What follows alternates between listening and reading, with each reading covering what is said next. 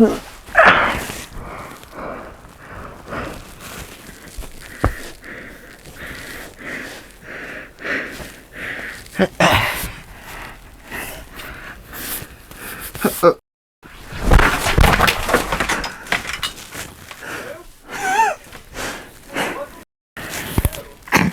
Are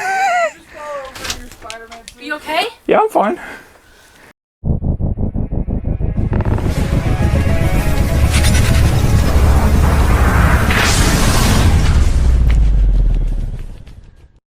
Now, before I begin, I will be spoiling the movie. If you haven't seen it yet, don't watch the video. Just going blind. Spider-Man does whatever a spider can. Tom Holland's Spider-Man kind of changed the formula of Spider-Man movies, you know, by not including the origin story like Tobey Maguire and Andrew Garfield.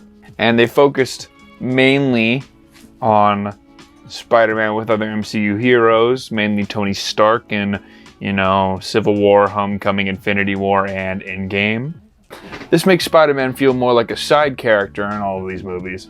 Even in Homecoming, there wasn't anything for Spider-Man to learn. The villain was very boring. He didn't really have a reason to be evil other than just being evil. Not only that, Tony Stark fixes most of his mistakes. Far From Home had a different issue, and it was that Mysterio was friend, then evil. Peter starts to distrust people and look at them more thoroughly until the after credits scene setting up Spider-Man No Way Home, where some of the stuff in that movie is just kind of thrown out the window. Which means it's time for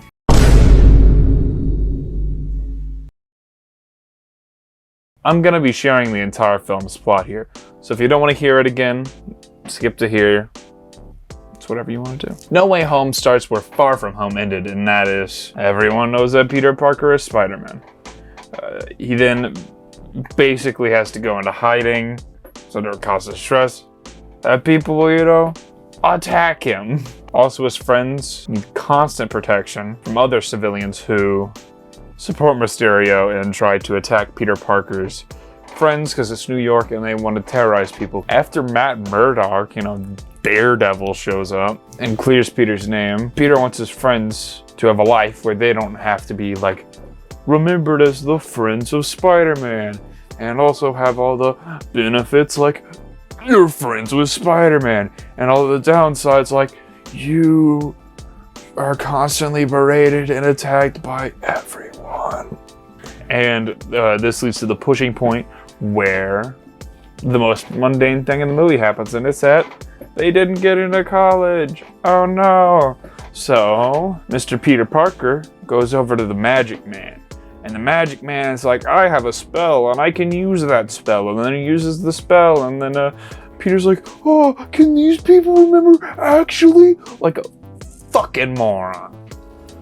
This then leads to the spell going, bro, and the multiverse opening, which is pretty rad. So you get all these cool people coming through the portal. Green Goblin, you get Electro, you get the Sandman, you get the Dr. Octavius, you know, all the cool people. Then once Peter finds all the villains, Aunt May is like, yes, you should try to fix them, because if you don't, they will die. Which is a lot of pressure to just kind of throw onto your nephew, don't you think? So he then gets to work on fixing them. Like, first he fixes Doc Ock, and he's like, it's so quiet.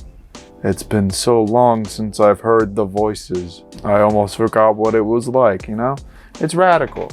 And it's like, wow, that's really cool. I love Spider-Man too. It's my favorite movie. Then Willem Dafoe is like, I'm like a caged animal, and I should be like a god. And then Electro's like, yes, I agree with that statement. And they blow up the building. And then Aunt May is murdered. Now the boys, Toby and Andrew, show up. You know, they're doing a little dance, and then they come up to Tom, and they're like, oh, we've come to share our feelings. And it's the coolest scene in the movie, because it's just everyone sharing their loss. Toby talks about how he killed a guy. Andrew talks about how he killed his girlfriend. Then they're all like, let's fix the villains. And they do. They start that. They, go out. They have an epic battle. They fight a bunch. They'll hug at the beginning of the battle, which is my favorite scene also. Every interaction they have is just the coolest ever. Seeing like, oh, it's all of them, and they're like, aww. So after fixing the other villains, of course, Green Goblin shows up, says, "Can the Spider-Man come out to play?" Blows up Magician's box, which holds the spell, which is keeping the multiverse together. And everything is ruined, really. So Tom beats Willem Dafoe, nearly killing him. It's right here. He's about to stab him with his glider. Toby comes over and he's like, no. Throws the glider to the side. Toby gets stabbed. And they cure Willem Dafoe. And it's like, oh. To save the world, Tom Holland Peter makes the entire world forget he exists. It means GF, that means happy, that means best friend, that means the remaining Avengers. Alright, on to my review. Hey, let me get a minute. Hey, let me get one too. Hey, let me hold one. Yeah, you get that right there. What the dog doing? No Way Home is probably one of the biggest and most ambitious crossovers since probably Infinity War. Because, Spider-Man villains, they come from different universes. Spider-Man, from 2002, 2005, and like 2007, I think is whenever that one was, and then 2012. All these people coming together. And I'm glad, because if they redid the villains, we know how that ended last time, and it was not very good. Yucky. Which is cool, and it hadn't been done in a movie before, except for Spider-Verse, but that's not the same. Although, I gotta say, Spider-Verse is probably one of my favorite, just in general, Spider-Man movies. This movie had to go after that and be on par, and to some people even better, which is really difficult, since people overhyping this movie to high hell. But I believe wholeheartedly that after Aunt May died, this movie lived up incredibly to the hype. There was not a single flaw that I could see in the second part of the movie, but it was also just because I was focusing on Tobey Maguire and Andrew Garfield because they're really cool and I really like those guys. Before the death of Aunt May, it feels like the movie didn't take itself seriously, like everything was just a joke. Every other sentence, they said a joke. Like, oh, Dr. Octavius, like an octopus. Oh, that's funny. Even Aunt May jokes about it. She's like, so seawater or freshwater? And he's like, excuse me? She's like, you're an octopus. And he says, no. It doesn't really fit the intensity of the situation. Like, the world is collapsing, and they're just out here cracking jokes like, ooh, la-di-da-di-da. We gotta fix these people. Let's go on an adventure. And then everything gets really dark after she dies. Doctor Strange said it was such if we mess this up, everyone's gone. And that is what it should have been. On the topic of Aunt May, it's supposed to be a replacement for Uncle Ben, the person that was parental figure, told them oh, this is how you gotta be in life, buddy. And they were like, yeah, whatever, old man. And then they caused their, Uncle Ben's death. Tobey Maguire doesn't stop the guy from robbing and running away with all the money that he stole. Andrew Garfield does the same thing. Tom Holland's never had a moment like that. Uncle Ben's never been brought up. Uncle Ben doesn't exist. No one was at fault for Aunt May dying, except the Goblin because he killed her, but that's beside the point. I'm focusing on Peter. He had nothing to do with it. Now, it does bring apart the next scene, which is really heartfelt, of all of them explaining to Peter how with great power comes great responsibility, and how you need to actually do something and step up. But he didn't really have to step up or anything. He was getting his ass handed to him. He was trying to save her. He was getting beat like horde, man. Comes up and he's like, Aunt May, run away. And she's like, no, I got this. And then she dies. It's not his fault. He couldn't have done anything. Now he just wants revenge on Goblin, which is completely, understandable. but they make it seem like it's not, like it's him. He messed up, you know? And it shouldn't. It shouldn't be that way. Not only that, but Peter Parker already had his Uncle Ben moment with Tony Stark. Tony died, and it was like he lost a mentor, the one person that believed he could do it, the one person who started his career, who gave him a jump start, who taught him lessons, died right in front of him. And he's traumatized by that. He's hurt by that, clearly shown in Far From Home. He's constantly thinking about him. He sees him everywhere. Because, you know, he's famous. It's like Uncle Ben times 10. Other than that, I love the movie. It was incredibly shot. The dynamics between Toby, Andrew, and Tom were perfectly worked out. You know, they were super awkward. They were super nice to each other. They were all really cool. They all mixed together really cool. And seeing all the Spider-Man was just really cool. It was all of them. It's like, oh, I watched that movie whenever it came out. I remember them. And they're back, you know? It's awesome.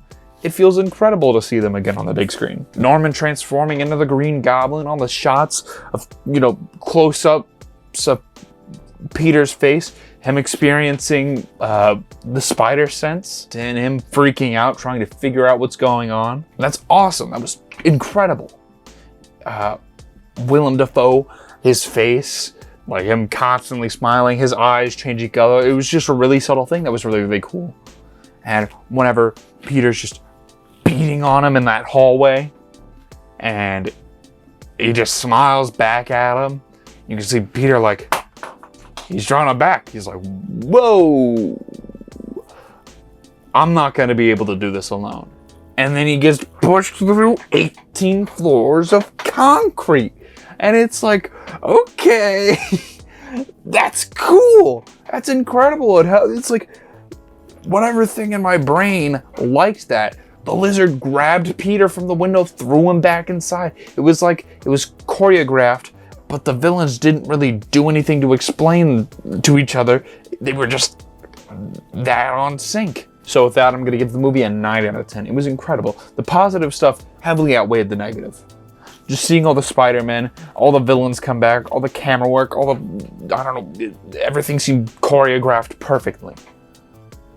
Everything was just done in a way that I really liked it. I didn't like some of the story elements, but there were also a lot of story elements that I loved. I thought they were incredible. I thought it was really well done. I made this tier list in about 10 seconds. As you can see, I put it here in the S tier with Spider-Verse, and Spider-Man 2, and yeah, you see where everything goes. If you don't agree with the list, go ahead, talk about it in the comments. I'm down to talk about it with you. Love you. That was my first upload in like, what, 9 months? Sorry it took so long. I hope it was worth it. It was seriously a blast to make. It took me a little bit of time. Gave myself 8 days in total to complete it all, which I think I spent well. This is for right now, it's the 27th. I finished editing, kind of. Finished. But I had been working on the script for this video for a while, since I watched the movie come out on opening. I went and watched the first showing. Now, maybe expect some more uploads. I'm not sure yet. I've been playing a lot of stuff, video games, such. Thinking maybe I've been playing some Fortnite, but just like, oh, but I might have fun with it. So it's whatever to me. Maybe some, I don't know, walkthroughs, but let's play type videos. Maybe the Dark Souls games, 1, 2, and 3. If you want to leave a comment, like, subscribe, whatever you want, go ahead.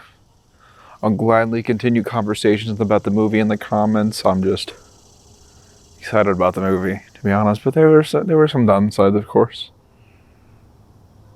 Anyways, hope you enjoyed. All right. See ya.